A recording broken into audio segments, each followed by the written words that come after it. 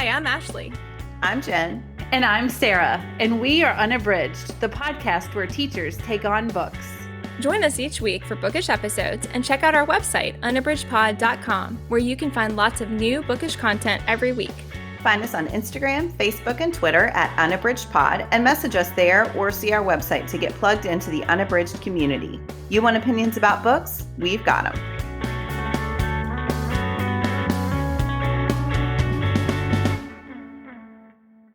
Hi, and welcome to Unabridged. This is episode 199. Today, in the spirit of the October festive season, Jen and Sara are discussing Scream. They kindly let me skip that one because, as many listeners know, that is not necessarily my cup of tea, and I'm good with that.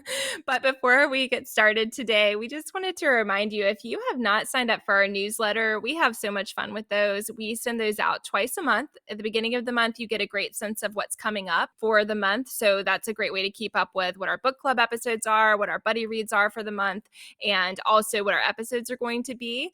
And we also have a mid-month newsletter, and that one just shares some favorites with you. It gives you a peek into what we each like and also some things that are going on in our lives for that month. So sign up. You can just go to unabridgedpod.com, and it gives you a pop-up box at the beginning, or you can sign up through our links in Instagram. So just sign up for the newsletter if you're interested in getting a bit more involved with Unabridged.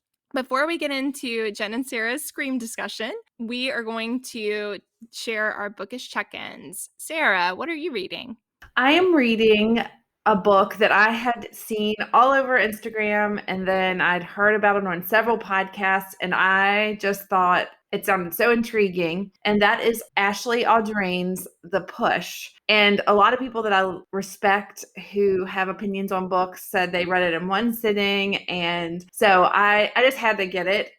And I had a leftover gift card from my husband from Christmas. So I was at Barnes & Noble, and I just went and I was like, I'm going to get all these books that I have seen and wanted to read. And that was one. And so, holy moly, it is very unsettling, I feel, is the best way. It's written in a way that I have not experienced before. And the main character, her name is Blythe. She is basically writing to, I think, her ex-husband, but I'm not exactly sure. It's a little disorienting, but it's very compelling. And from what I've read so far, it's basically a study of how we are treated as children and like kind of the way that mental health can affect being a mother and how society puts certain expectations on mothers and how different women deal with that. And it's very compelling. There is an impending sense of doom, but I'm not sure why. And I'm really enjoying it. I can see why people read it in one sitting, because if I could, I would just sit and read the whole thing, because I'm really want to know, and also don't, what that impending doom feeling is. But it is really compelling, and I'm really excited to get to the end and see how it all plays out. But again, it is really unsettling, because I feel like anytime you are dealing with children and you have that impending sense of doom, that is very unsettling for me, especially as a mother, and reading about these relationships between children and their mothers. And like, this has a generational aspect to it. So there are some flashbacks and things that, of different types of abuse that happen. So it's just, there's a lot happening, but it is really good and very compelling. So that is Ashley Audrain's The Push. I have seen that one all over, and I have been unsure as to whether I wanted to read it. And I still feel that way after your description, because I think it's exactly that's the sense that I've gotten from people's posts. And I can see how it's really compelling, but then I'm worried that the residual effect will really stay with me. So I'll be interested to know what your final verdict is, Sara. I think it's been very polarizing for people. Mm-hmm. I think everybody agrees that it's a compelling read, but I've found that a lot of the reviews I've read, it's either people thought it was amazing or people hated it. Yeah. And to me, like, that seems like that is attractive to me in a book, because then I want to know where I fall on that spectrum. Yes, I get that. Mm-hmm. What about you, Jen? What are you reading? So I am in the middle of a book that is very different from that one. This is maybe the lightest end of the spectrum you can get. It is Sarah Adams's The Match, which is a closed door romance book set in Charleston, South Carolina. And the protagonist, Evie, works for a company or a business, I guess, that trains service dogs. And she found them because when she was in her early 20s, she was diagnosed with epilepsy. And I know this does not sound light, but I promise it is. She was diagnosed with epilepsy, and basically she was scared to leave her home. She was scared to leave her family. And then when she was matched with her service dog, it changed her life and she was able to become independent. She has a lot of conflict with her parents, who are extremely wealthy, but expect Evie to marry a particular guy and to live a particular life that does not match what Evie wants for herself. So the romance comes in when she receives an email from a man named Jacob Broaden, who wants to get a service dog for his daughter, who has just been diagnosed with epilepsy.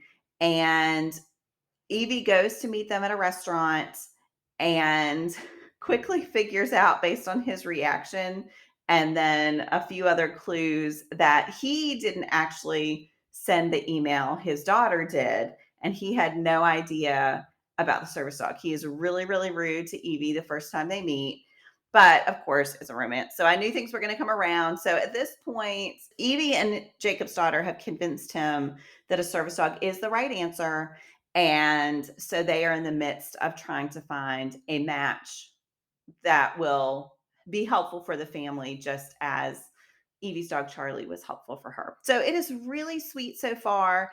I said it's a light read just because even though there are serious issues in the book, they're handled in a way that feels empowering, and it's really lovely. It's just a really sweet romance, and I love seeing these characters fall in love. So that is Sara Adams's The Match. Oh, that sounds so good. I'm here for dog stories, Yeah. and combining that with looking for a perfect match, that sounds great. Yes, It's I really think sweet. that sounds like perhaps currently that maybe I should exchange the push for the match. Again, I realize it does not sound like a light book, but it really is. It reads really fast and it's really sweet. And, inevitably there is some conflict, but it's not the artificially drawn out conflict that feels manipulative. It just feels authentic to any two characters who are building a relationship. So I think you both would enjoy it. Yeah. Ashley, what are you reading? So I am also reading a light read, and this is Laura Florand's The Chocolate Beef. This is the first in a series, Amour et Chocolat, and it is also a romance, and it's set in Paris, and her family, and of course has a lot to do with chocolate, as the title suggests. And so I was here for all of that. I love books that are set in Paris, and I also really love reading about chocolate. So, that was all a win. And and that might be this was one that I found on my Kindle when I was reading. I always read the Kindle right before bed, and as I often share on here, sometimes the books I'm reading are just too heavy for my routine right before bedtime, and because of that, I inevitably go searching for whatever light reads I can find on there. And so that's how this one was. I don't remember why I have it or who recommended it, but I often buy them on deals. And so this one, when I started, I think the things that are most compelling to me are that Cade Corey is the main female character, and she is part of the Corey family, and they are billionaires, and they own this like mega chocolate company that reads a lot like Hershey.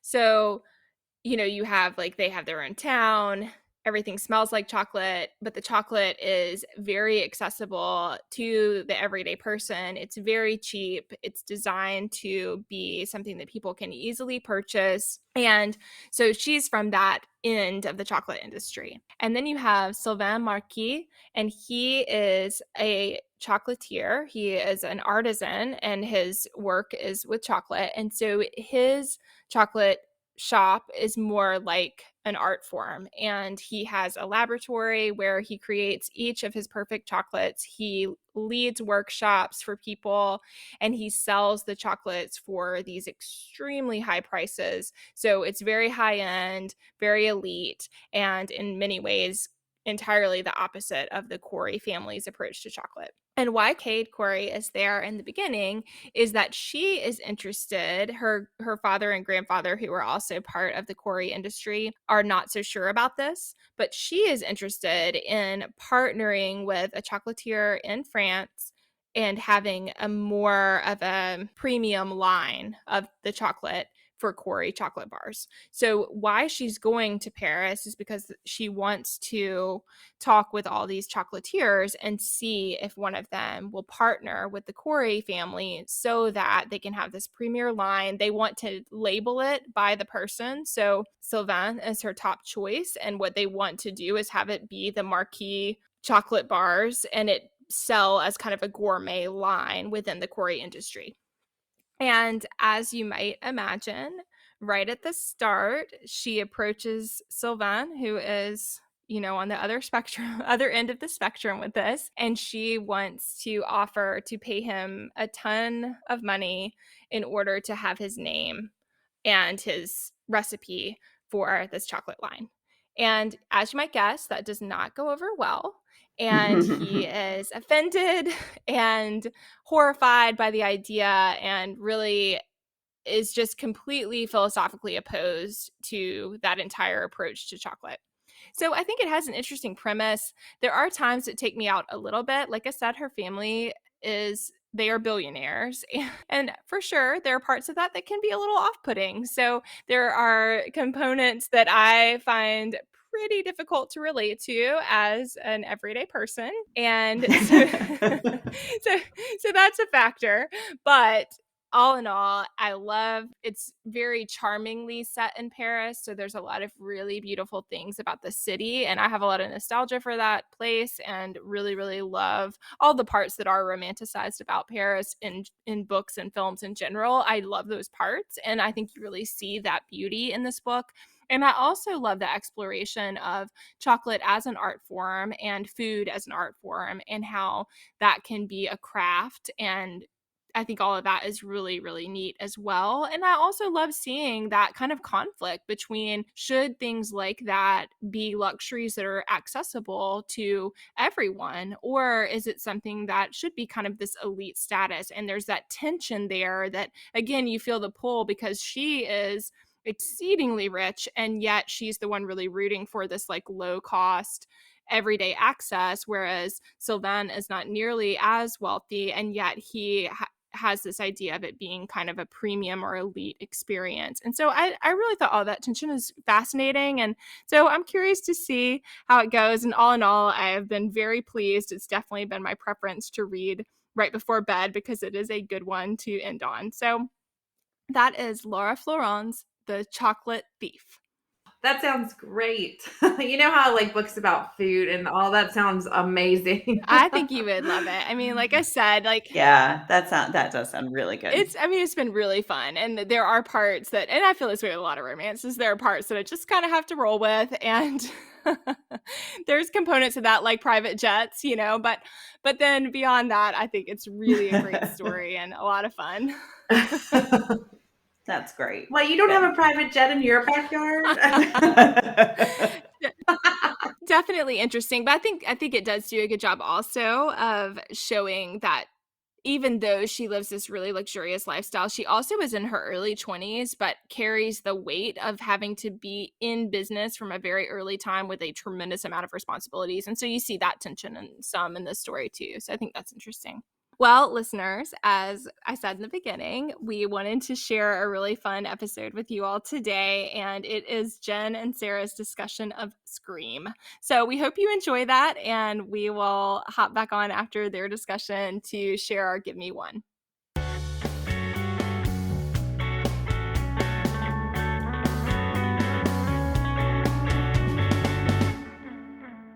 Hello, everyone.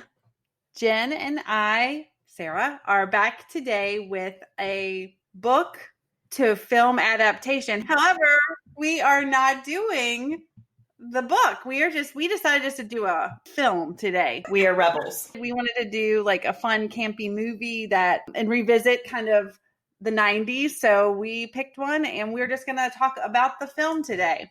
And the film we chose was Wes Craven's Scream, which was released in December of 1996. And that was my senior year of high school. So, and I saw this movie in the theater with some girlfriends of mine. And I'm not a huge horror movie person. I don't know about you, Jen. You like all the movies, right? Or do you like horror movies? I do. This actually, I had not really seen a lot of horror movies before Scream, and that launched a time when I tried to watch most of them. And then as I became a mom, I was less into them again. So I still enjoy them, but I want to know going in that it's worth putting the time in and that it's not going to cause me to stay up long nights thinking about my children. Yes. Well, and when I went to see Scream, we went like my friend group when I was in high school, when we would have sleepovers and things like that, we went through a season where we were watching all the scary movies. So we watched like The Shining and The Exorcist and all these movies. But I had never really seen like a slasher flick like this. And I think when we saw it in the theater, and the jump scares and all, like just people like the killer appearing and all that. I mean, I remember watching the movie through like slits in my fingers, I had my hands over my face and like a little crack in my fingers to try to like watch it, but also not watch it. Yeah. And I just remember people literally screaming in the theater. That's so funny. Cause now that you said that, I thought like I had seen Psycho and I had seen The Shining. You mentioned that one. So yeah, I guess I was the same, that I had seen like suspenseful movies or movies with horror elements, but not slasher flicks. Like I had not seen Nightmare on Elm Street. I had not seen Friday the 13th. I think I had seen Halloween, but that one is so much about the suspense, the first one, and the use of music. I don't think I'd seen any of the follow-ups at that time. So yeah, I was very much into the suspense, but not so much the slasher. Yes. I'm not a big gore, bloody type, but then when this came out, because I really felt like this kind of kicked off a genre, which had happened in the past. Like, some of the other slasher flicks have teenagers and stuff, but I felt like in the 90s, this kind of launched a season where we got a lot of like popular teen stars starring in these slasher flicks, and then the parodies of the slasher flicks. And I think so I thought Scream was kind of like a pivotal moment in pop culture in the 90s. So that's why I think it's a great thing for us to discuss today. Yeah. I was a little older. I do too. I was going to say, I was a little older. I was in college in 96 and I went with my friends, and I loved it. It definitely changed for me because then I'm just thinking of all of the movies that came after it. And then it is funny. I remember reading a review at the time that was when Scary Movie came out, and it was like, how can you parody a movie that's already a parody of the whole? And I was like, yeah, that's a great point. But obviously those two movies are different. Yes, they are. I also would like to say that I watched that movie in 1996 or 97 when it came out, and then when it was in the theater, and then I had not watched it again until last night to prepare for this. So I will say it was quite a different experience, but I also have to say I did like knowing like the conclusion and all that. So I felt like, because even though I hadn't watched it, I still remembered in general the plot and what was going to happen. So then I was able to watch it without a lot of trepidation. However, there were still moments when I covered my face and like just peeked because I did not enjoy seeing the stabbing and the blood and all that stuff. Yeah, I had seen it at least one more time. I own the DVD, which it says it has bonus materials. They are of questionable quality, I will say. I did not watch them all last night because it was running quite late, but I looked at some of them. But yeah, so I had seen it at least once, maybe twice, but it has been, a long time. It was closer to when the trilogy was still coming out. Well, and there are actually 4 movies. I remember very little about Scream 4, but I did see it. I don't think I've seen it. I don't think I saw Scream 2, and I don't even know if I've seen 3 or 4. So 3 is the one where they're making the movie, Oh, and they're yes, in I did see that Hollywood. one. Yeah, And I then saw that one. 4 is when Sydney goes back to the town and moves back home. I can't remember the name of the town right now, but moves back home. And that is what I remember. I remember at the very beginning, that part. And then I don't have any idea what happens after that. I don't know if I've seen that one. But shall we start our discussion in the normal way? I guess we've already talked about our overall impressions. So let's talk about something that you really liked about the movie. I think the writing is so clever. And I think it does such a good job balancing, because of the cleverness of the dialogue and those references to other horror movies. I think it does such a good job balancing things that are really funny, like I'm laughing out loud, and then absolutely horrific scenes. I just think they were so smart in creating a parody that feels like a parody, but that is still I was jumping and I was freaking out. Some of these scenes are really awful. And even knowing who was going to die, you're like rooting for the people to come through. I mean, oh my gosh, what's your best friend's name? I just totally blanked. Tatum. Tatum. Yes. I was hoping all over again that she would get away, because I love that character. And I think the actors do such a good job delivering the dialogue. Mm-hmm. I mean, yeah, we can talk about that later, and I don't want to jump all over your positive points. But yeah, I just think that all came together in such a good way. Sometimes I'll see movies that do 2 of those things well. Like they'll have, they'll try for the humor, but they can't quite play it off. Or the plot is good, but the writing in between the big plot moments isn't great. But for this one, I just felt like throughout it is just solid. How about you? Some of the same. I thought it was well cast. I thought that the cast was really strong, except for 1 or 2, which I'll talk in a different section. But particularly Matthew Lillard, I thought he was fantastic. He is great. Oh my gosh. I mean, I just thought he was great. And I also love Jamie Kennedy's character. Mm-hmm. And I thought that he, like him as this guy that is totally into slasher flicks, and when they're in the movie store and he's like screaming about like the horror and everybody's just staring at him, I just thought that was brilliant. So, I mean, I think that there is so much, I think it is well directed. I think that the dialogue is really clever. I mean, I thought that Courtney Cox and David Arquette, I thought that they were great secondary characters. And, we'll talk about that in our fun facts section. But, the fact I love like watching it now, knowing that that this was the beginning of their relationship and eventually marriage. And it's just, I thought that all of that was really strong. And I mean, I think for a teen movie in that genre for the time period, I mean, I think it is pretty well executed. Yeah, I agree. Yeah. And Matthew Lillard just dives into that role and just inhabits. He is so there's so many people in it who are charismatic, and he is so charismatic. And I don't know if they wrote the role for him or if that is just him, because I've seen him in things since, and he's a great actor, but it just seems tailor-made for him and his personality. Yeah. And it's just a good time for those actors. I was looking back. I loved Party of 5.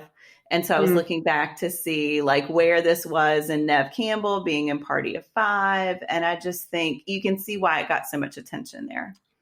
It's just kind of like a great ensemble. I mean, of like rising stars and already stars, and I mean, even like Skeet Ulrich and Rose McGowan. I remember watching her in some other movies. And then also I loved The Craft. That's what I was going to say. The Craft. Yes. Neve Campbell was in that movie. So I loved all these I just thought it was a great ensemble of like the teens that were kind of in their heyday at the time period. Mm-hmm. Yeah.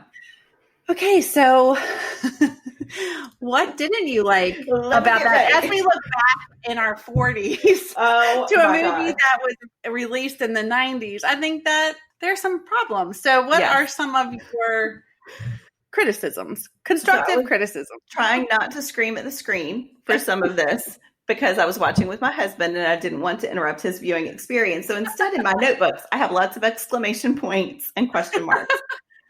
So I will just say, when I watched the movie the first time, I had the biggest crush on Skeet Ulrich and on Billy's character. And I still think he's a good looking guy. And, he's got the bad boy. He's brooding, blah, blah, blah. But oh my gosh, all of the sex stuff with him. I mean, when he says, sorry, let me look up my quotes. When he says about her mom, it's time you got over that you would rather, you would rather think I'm a psychopathic killer than touch me. And then when she apologizes to him, I was so angry. I was so angry. And it just makes her seem like a blooming idiot. And I know that he is good looking and that he is falling into this whole movie trope. But she is supposed to be a smart, strong woman, girl, young adult, whatever, who has been through this trauma. And I understand that makes her fragile, but it's also made her strong. And you see that in response to every other character. And then the way she acts toward him when oh my gosh. And I know it has to happen for the plot, and they're playing into the whole, you can only make it if you're a virgin thing. I get it. But oh my gosh, that whole part, I just wanted to excise from the movie and rewrite because it was so frustrating. Anyway, yeah. And rant. Well, and I mean, the fact that he is clearly manipulating her, and he's really, I mean, I was the same when I watched it. I was like, oh, he's so dreamy back in the 90s before I had some maturity, I guess. Yeah. But I mean, the fact that he ultimately basically bullies her into having sex with him was very problematic for me. Yes. And just I just found him super, I can understand that he is an attractive guy, but I just thought he seemed really sleazy. Yeah. Yeah, I did not enjoy that part. I mean, the whole part when Jamie Kennedy's character in the video store is like, he seems like a killer. I was like, yes, he does. And of course he's telling Stu that, but yeah. Yeah. So what about you? What did not work for you? So that was also one, but there were just some stuff that I found really misogynistic and just also some of the verbiage, even the girls used. I was like, that is not I think one time Nev Campbell says that she's sexually anorexic, and I did not. I wrote that down too in the grocery store with Tatum. I was like, what? That is problematic on multiple levels. Yes, there are so many things that are bad about that. And then there's also this scene when they are at the very beginning when they are questioning the students, and Sydney goes into the principal's office to get questioned by the police, and the principal grabs her on her chin to say, "Are you doing okay?" And I'm like, she is a teenage girl. You are a principal. I mean, clearly, I know this is a movie, but I don't know. I guess being where we are in our world now, and just all the things that have transpired over the last decade, watching it, I'm just like, that is not appropriate. Don't do that. And yeah, I don't know. And even when the principal was trying on the mask and stuff, there were a lot of scenes that I'm like, this just seems really gross. Yeah. I mean, when the guys who are in trouble because they've been wearing the masks in the school, and they complain because he's expelling them, and he's holding the knife to the scissors, and also cursing at them. I was like, dude, clearly a different time. I'm not even sure that would have flown then, I have to say. But he was brandishing the scissors and saying that he's going to, how would they feel if they were going to be sliced? I'm like, come on, dude. Yeah, it was bad. And clearly what they did was horrible. But authority figure, end it with the complaint. Yeah, end it with the lecture about how what they did was insensitive. Expel them, and then let them go out the door. And let's not brandish the scissors. Yeah. And also, and I did notice too in that scene, they're he's slashing the scissors, and there's a sound effect for the slashing sound, but it's a bit off. So it's a tiny bit delayed. And I'm like, wait a second, he didn't slash the scissors yet. I see that, that slicing. I missed that entirely. That's funny. Well, I watched it on Amazon Prime too. So, they have all of the trivia, and there were 240 trivia things. And a lot of them are inconsistencies in scenes, and then also just goofs. So it was really, that one wasn't one that I saw, but I just noticed it. So I think there are some technical issues. Yeah. Okay. So what was your favorite scene? Ooh, I should have been ready for this. There were a lot of really good scenes. Okay. So I do think, even though I have huge problems with what is happening, I think the scene when Randy is commenting on the movie that they're all watching, which I think it's Halloween, right? Yeah, I think Yes, yes, because yeah. Jamie Lee Curtis is in there. On Halloween, and they are paralleling what he's saying about the rules and with what is happening with Sydney and Billy upstairs. I really like that because I think that is one of those where it's this super self-conscious look at slasher movies and horror flicks.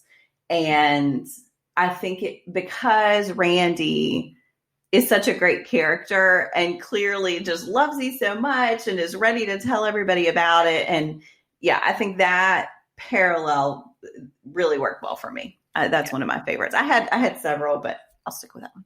Yeah. How about you?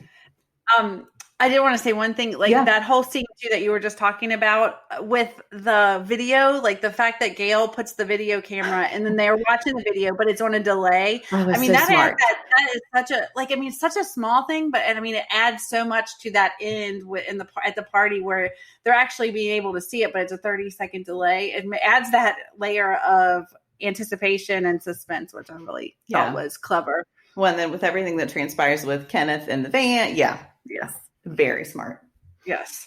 Mm-hmm. So my favorite scene is the end when the killers are revealed and Matthew Lillard's performance during that when they are stabbing each other, and it's like it's gruesome but also comical, and I think that is genius. That whole last scene, I really think, and the reveal of the kidnapping of the dad and just the way that whole thing transpires and comes to a conclusion.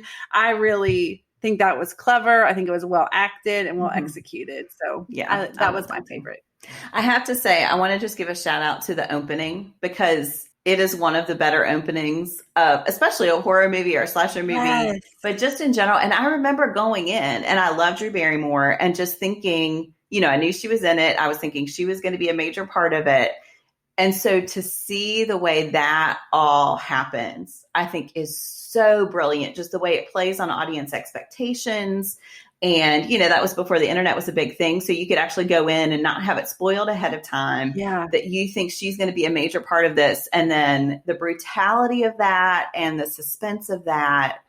Yeah, I think you're right. The ending is great. And just it's perfect bookends. Yeah, for sure. And this was one of the fun facts that I did not write down, but I did read, was that this movie has no opening credits because they just go right into that scene and there's no opening credits.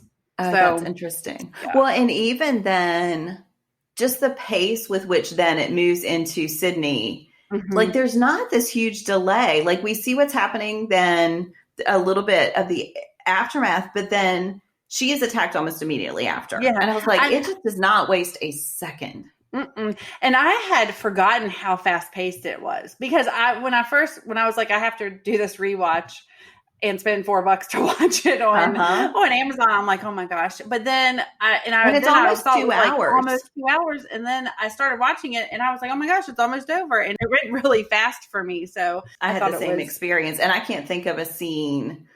I mean, because even the stuff like with Gail and Dewey, you need that. And I don't know that they knew then how many sequels there would be, but they are such an anchor for the series. And I think you have to have some of that character development to care about what's happening with people. So, I mean, maybe I'd have to think about it, but I can't think of anything they could have done without. Yeah. I will say, when we were talking about what we didn't like, I was going to say, Neve Campbell for me is another one of those actresses that have some really weird acting tics, which bug me. When we first started, I was like, I just kept thinking of Kristen Stewart when we were talking about the Twilight adaptation, because I think out of the whole cast for me, she is the weakest because I just have this thing. She does something with her mouth and like her eyes, like the squinchy thing. And that's just me being super critical. But I just think she does some things in her acting choices that really bother me. That's funny because I like her. But when you said there were some people that you didn't think were as strong, I was like, I bet she thinks it's Neve Campbell. Because I can see how they have things in common. And I do think it's that, she is supposed to be a well-rounded character in a movie of people who are more, they're not flat, but more flat than she is Yeah. supposed to be. And so I think she has more to carry there, For but I don't sure. know that the writing is, she has the thing. Yeah. I don't know. I mean, there is the background with her mom, which again, I think is a great plot point that is all part of her character, but also that we're reaching the anniversary of her mother's death and the way that's all in there. But sorry, that was very inarticulate, but you know what? Yeah. I think that is all a strength. And I do think that gives her more, but also there's not tons of writing. There's like, she doesn't have the witty dialogue. She doesn't have those standout moments that some of the secondary characters get to have. So I think sometimes it's harder to be the straight woman in a movie with people who get to be really witty and humorous. Yeah, that makes sense. I will also say I did not remember that Cotton Mather was Liv Schreiber. Schreiber. Is that Schreiber? I think yes. it's Schreiber. When I saw him, I was like, oh my gosh, because I mean, he had such a tiny role. And then, I mean, he's a pretty accomplished actor now. So that was interesting too. Okay. Are you ready for some fun facts? I am ready. I bet there's going to be some good ones. Yes. Oh my gosh. So we already talked about Courtney Cox and David Arquette, that they met and fell in love on the set of the movie, but they sadly got divorced in 2013. So a lot of people thought Matthew Lillard stole the movie. Critics were divided if he was over the top or brilliant, but he continues to be the standout performance in the cast, which is ironic because he never intended to audition for the movie. He just accompanied his girlfriend to the audition, and a casting director saw him in the waiting room and ended up recommending him. So that's interesting. Yes.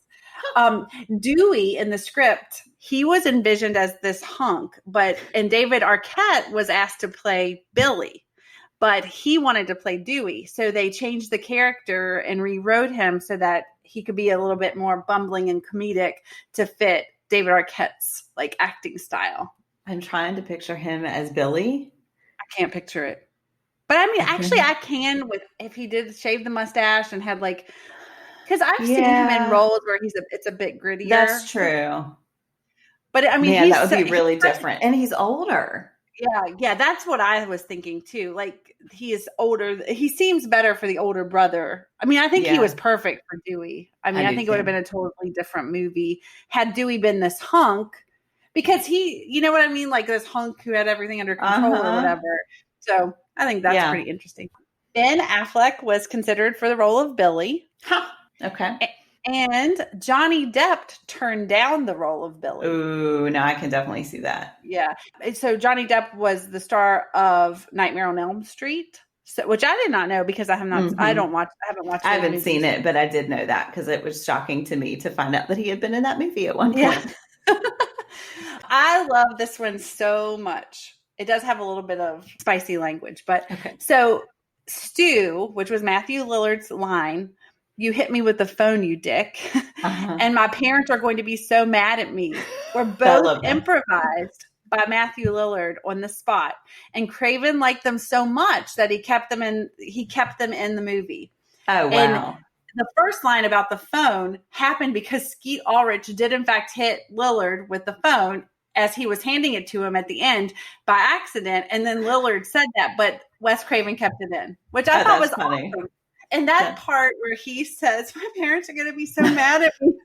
When he like looks at her, and it's that moment as a viewer when he looks at her, because even though he is like this grisly killer, there's like this likable quality to him. And when he looks at her, he's like, "Are you really going to call the cops?" And there's this moment when you're like, "Oh, don't call the cops." But I mean, like then you're, because it's like they're going to be so mad. But I mean, he plays that psychotic episode, I guess, is so well. It was so good. Well, and I think there's something there that's deeper too, that he's like this, he's got this huge house. He's clearly this like privileged kid. And so we learn about Billy's actual motivation, but Stu never really has one other than it's like he's bored. He said peer pressure. Yeah. It's so not funny. I think there's something in the way he plays those lines that you're like, yeah, he's just I was going to curse, but I will not. But he's just this jerk who is just pulled into this because he's bored and privileged and has probably never gotten in trouble before for anything he's done in his life. And, the whole way through, he's so insensitive to his girlfriend.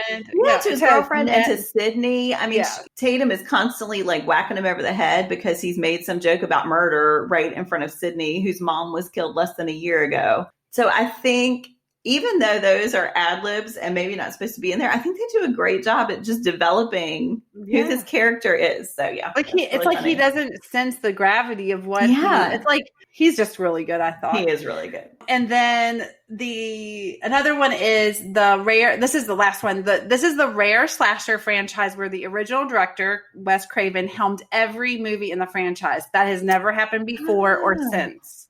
Interesting.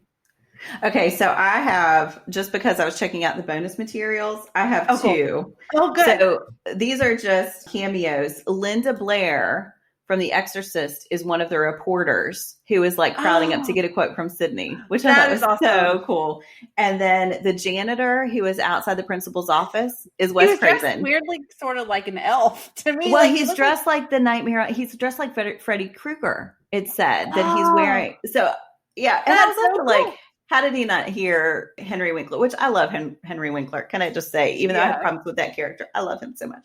So the other one that I thought was really interesting was Wes Craven got Drew Barrymore to be so horrified and tearful in scene after scene because a few days before they started filming, she had read this story about some human setting a cat on fire on purpose. And she had a really tender heart. So anytime she was having a hard time, looking tearful or horrified, Wes Craven would remind her of that story so that she could maintain that and take after take. I will have to send you the picture of the bonus materials because you will laugh. It's truly like, it's like I put together a PowerPoint slide and slapped it up on the screen. That is really funny, but yeah. I did read, like when I was reading through all the trivia, there are so many like Easter eggs and nods to other horror films that, I mean, there are so many that it was like, there were so many that I felt like I couldn't just pick one. So, and there were just so many that I didn't want to dominate the fun facts with that. Yeah. But yeah, there are so many things like that pay homage to other like slasher flick franchises. So that's something cool. So a true fan would probably see. Oh, yeah. There is one more. Sorry, one more. The movie was originally supposed to be called Scary Movie. That was really funny. This is the last one I'll say. I will say that they were sued at the beginning, like right when the first one came out, because Sony, I think, had another movie called Screamers, and they said that it was, but then it was settled out of court. Interesting. Huh. I do feel like I need to say one more thing about this movie that it kind of ends up a little bit on a downer, but I do feel like I need to acknowledge that. So this movie was the movie that this is where Rose McGowan met Harvey Weinstein, because this was produced by the Weinstein brothers, and she later was assaulted by him. So in the trivia, it says that it's kind of the catalyst that started the Me Too movement, like one of the catalysts.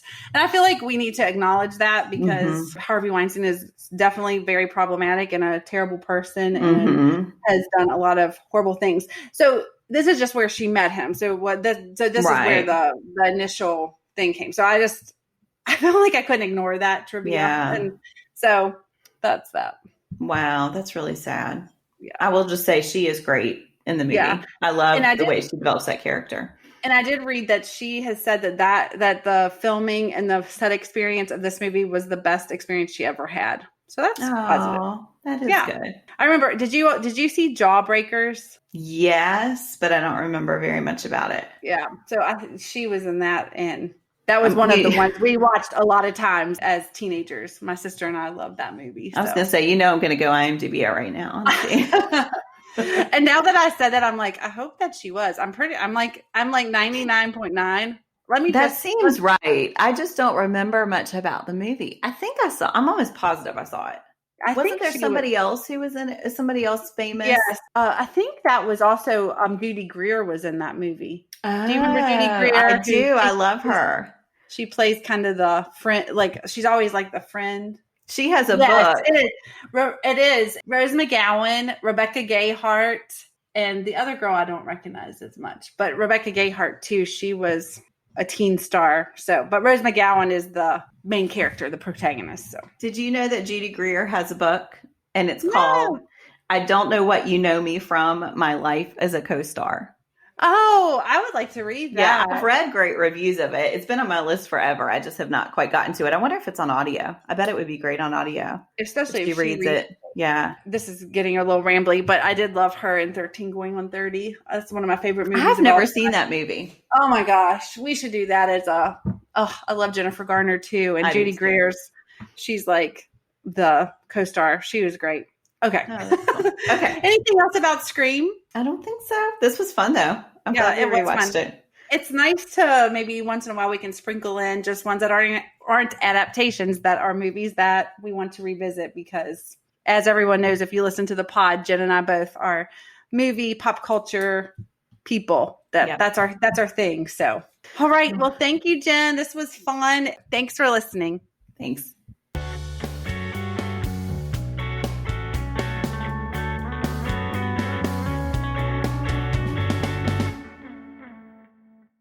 Well, we hope you enjoyed that discussion that Jen and Sara shared about Scream. We would love to hear your thoughts about this movie. It's definitely a fun one to discuss. I might even have to dip my toe in and watch so that I can participate in the discussion. We wanted to end today with Give Me One, and this is a quick but fun topic.